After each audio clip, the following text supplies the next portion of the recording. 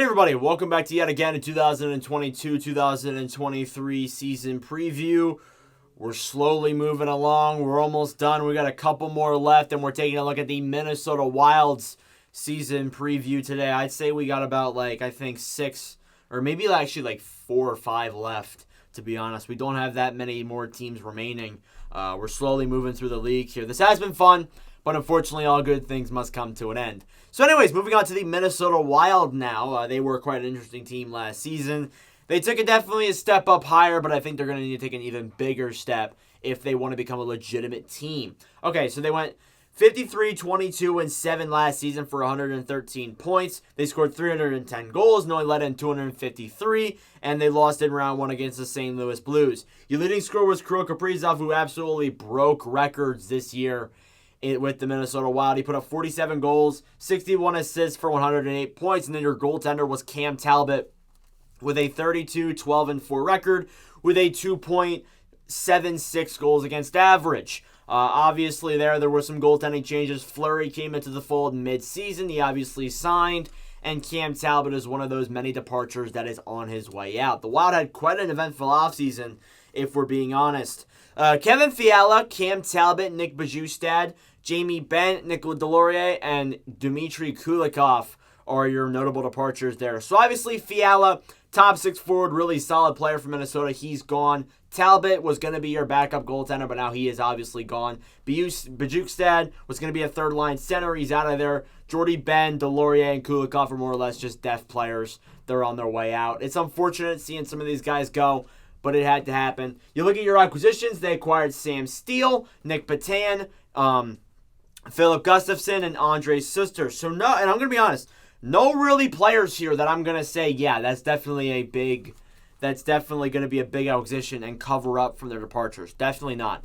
I think more or less they lost more than they got this coming offseason. And I think with a guy like Gustafson, maybe they are better long-term. Some of these players are young. Sam Steele's still decently young. Gustafson as well. But I think in the end, it's not, definitely not an ideal team.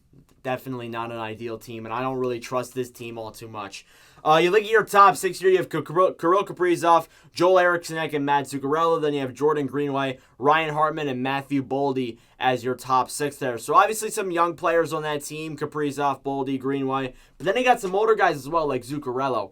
And I know I'm going to bring this up a lot, but Kirill Kaprizov, I got to say, is definitely one of, if not the most valuable player in the entire NHL. The amount of things this guy does for this Minnesota Wild team is unbelievable. And I love this guy to death. He's got to be one of my favorite players. And he absolutely carries this Wild team. There is, without a doubt, I have no doubts whatsoever, he carries this team. You take Kaprizov off this team, at best 500. At best. They are not that good of a team without Kaprizov. And he really revived the careers of Matt Zuccarello and Victor Rask when he still was in Minnesota. This guy is that good where he can just revive players' careers, and Zuccarello is definitely one of them. But yeah, overall, that is a decent top 6. Some young players who are definitely going to be some sleepers or busts. Greenway's one of them. Greenway kind of wasn't looking so good at times this past season, so we'll see what he can do there for the Wild, obviously. You look at your bottom 6, there's some young potential, but it is actually really weak. Tyson Jost, Frederick Gaudreau, and Marcus Foligno. Then you have Sam Steele, Marco Rossi, and Brandon Duhaime. And then obviously for some depth players, you have Adam Beckman, Nick Patan, Michel Chaffee, and Connor Duar. So you have some options, definitely, but not that many. I mean, this bottom 6 really isn't all too impressive. I don't think this team really is that impressive, honestly. I love this team. I really do like this team, but I honestly think they're kind of overrated.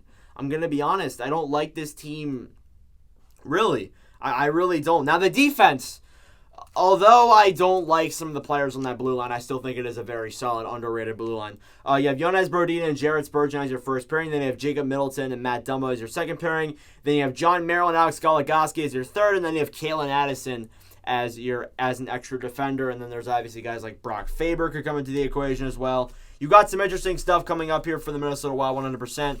But we'll obviously see. I'm looking at my prospect list here. Yep, he is definitely listed. You got some young players coming up, definitely. You got some young players in that prospect pool that will come up and play well.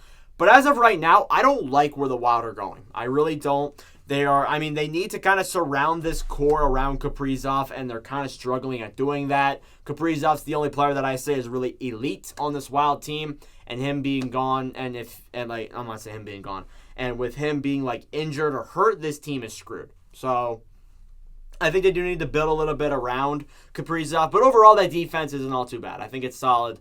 It's good enough. It's not elite, but it's still pretty good. You look at your goaltending tandem, that's probably the other thing that's probably pretty good. You have Marc-Andre Fleury and Philip Gustafson. Then you have Zane McIntyre as a third-string goaltender. Now, Fleury, people have argued he's out of his prime. No, he's not. He wants to stay even longer in the NHL. We'll see if he can carry on his success yet again another season. And then Gustafson, young goaltender, really hasn't gotten the chance to prove himself all too much. Ottawa, the team that they got Gustafson from for Talbot, Ottawa's an interesting team, mainly because they had so many goaltenders that showed promising signs. Like Joey Daccord, Gustafson, Sogard, Forsberg. You had Murray in there at one point. Now you have Talbot. They've just had just a huge influx of different goalies come in and try and play for that starting role since Craig Anderson left this team. Definitely. That is definitely one of them. And that team has just been through so many goaltenders. And really, Gustafson was one of those players that really didn't get the opportunity to maybe play as much time as he wanted to. So I definitely think adding him to the core here in Minnesota as a backup goaltender is definitely a good thing. And I think that'll definitely benefit them. You look at your biggest questions here. So I was actually asking this, and I kind of referred to it. Is the team facing regression? Now, they had 113 points last season, finished 5th in the NHL. With guys like Kevin Fiala and Cam Talbot leaving, does it mean regression is coming? I definitely think there is going to be some form of regression, with teams obviously getting better on the other end of things. The Central Division is getting better and better. The Pacific Division is getting better. The Eastern Conference as it is all around better. So we'll see if the Wild are one of those teams that maybe faces a little bit of a regression. I think it's definitely possible. We'll see if it happens, though. And then the other question is will the depth hold on? And we're really counting on guys like Marco Rossi, Sam Steele, Tyson Jost, and some of the guys down below like Nick Patan, Shafee, Duwar. We're counting on those guys to really come up and solidify themselves in the NHL. Play as an actual NHLer and start and really kind of make a name for themselves. Because, to the casual fan, they don't know who Adam Beckman is. So, there definitely is some interesting stuff going on there with the team's depth. I definitely don't... It's not the best. It could be worse, but I think they definitely need to really count on some of the guys down below to really start improving this team. Because, honestly, this team is still pretty weak. And they have a lot of years to work with for Kaprizov, but I still think they definitely are definitely pretty far away from some kind of cup run, in my opinion. You look at your point meter here according to the Hockey News' fantasy guide. Now, you have Kaprizov leading the way at 113 points. Then you have Matt Zuccarello in second with 76. Then you have Matthew Boldy in third with 57. Then you have Joel Eriksson with 50. And then you have Jared Spurgeon leading out your top 5 with 41. So obviously a really big dip there from Kaprizov. I bet you good money a lot of those points that Zuccarello has, those 76, are definitely from Kirill Kaprizov. And Kaprizov getting 113 points is bold. I know Kaprizov got 108 points last year, but that is still very bold. I'm going to be dead honest. Your sleeper or your bust. Now, excuse me. Starting to get colder here, and I might be starting to get a cold, and not drinking too much water doesn't really help. You have Ryan Hartman. Now, there's a couple players I could really put in here for that sleeper or your bust role. Jordan Greenway's another one. But they picked Ryan Hartman.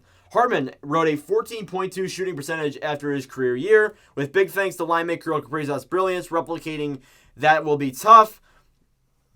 Since Hartman's history gives no real indication, he can be a long-term number one scoring pivot. So obviously Hartman has been one of my favorite players for a long time now, and seeing him have success with the Minnesota Wild, even though it is because of Kaprizov, does make me really happy. He is genuinely, I think, a very underrated player, and we'll see what Hartman can do. Maybe he can kind of pull some of the stuff he had from other teams back. He never really established himself, and I think he did that with the Minnesota Wild at 100%. You look at your cup odds here. They are listed as 24-1, so that is definitely a interesting odd there. You look at your brass. Dean Evason finished 4th in Jack Adams Award voting after he was a runner-up for the best coach in 2021. He received a 3-year contract back in December. Evanson's leadership behind the bench could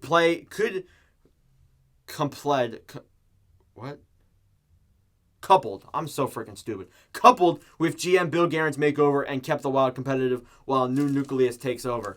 There's a lot of things going on there, but I think Dean Evason is a great coach, 100%. I know this team may be a little bit weak, but Dean Evason has worked with what he's got, and he's definitely made a pretty solid team that has to make the playoffs. In a pretty competitive Central Division where you have teams like Nashville competing, you have Dallas, you have Winnipeg going to be back in the fold next season. There's a lot of stuff going on there in that Central Division. It's definitely really competitive, but I think Dean Evason has done a great job at making this team really good and just overall competitive as a whole.